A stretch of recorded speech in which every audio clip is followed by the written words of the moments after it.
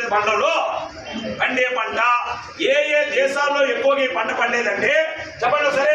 దక్షిణ ఫ్రాన్స్, ఉత్తర Italy, Germany మరియు Britain. Yes or not.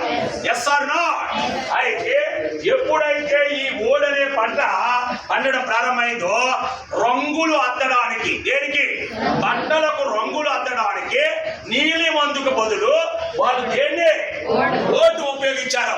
SR not. మరి ఓడ్ని ఉపయోగించడం ఏమైంది? ఓడ్ అనేది నీలి మందంతా ఏమే నాణ్యమైనది కాదు. ఇది వస్త్రాలు ఏవైతే ఉన్నాయో అవి పేరుకోవడం ప్రారంభించాయి. అప్పుడు ప్రజలు నమ్మడం మానేశారు. అంటే స్టార్టింగ్ లో మంచి అన్నావు, ఇప్పుడు ఏమవుతుంది? ఒక ఉతికి రెండు ఉతికిలకే అది ఎగిరిపోతుంది. ఎస్ఆర్ నాట్. కాబట్టి ఇలాంటి వస్త్రాలు మేము కొనము అనేసరికి ఆ వస్త్రాల ఉత్పత్తిదారులు తయారు చేసిన వస్త్రాలు ఏమయ్యాయి? ఎక్కడికైనా కొట్టగా ఆగిపోయాయి. Yes or not. అప్పుడు మళ్ళీ వీళ్ళే ఎక్కడికి వెళ్ళారు? ఇండియా కాదు, ఆ బ్రిటిష్ గవర్నమెంట్ దగ్గరికి వెళ్ళారు. బాబు మన ఆపిమని చెప్పారు మేమేనా?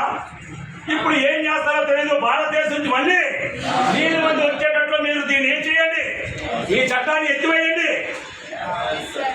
మళ్ళీ ఇండియా నుంచి దిగుమతి శతాబ్దం వచ్చేసరికి భారతదేశంలో నీలి మందు పంటకి మంచి గిరాకీ ఏర్పడింది. ఎందుకు? ఇందాక చెప్పాను కదా, 1750 నుంచి 1850 వరకు ఏముంది? పారిశ్రామిక విప్లవం ఉందని చెప్పాను. మరి 1750 అంటే 18వ శతాబ్దమే కదా? అవునా కదమ్మా? Yes or not. ఈ 18వ శతాబ్దంలో ఎంత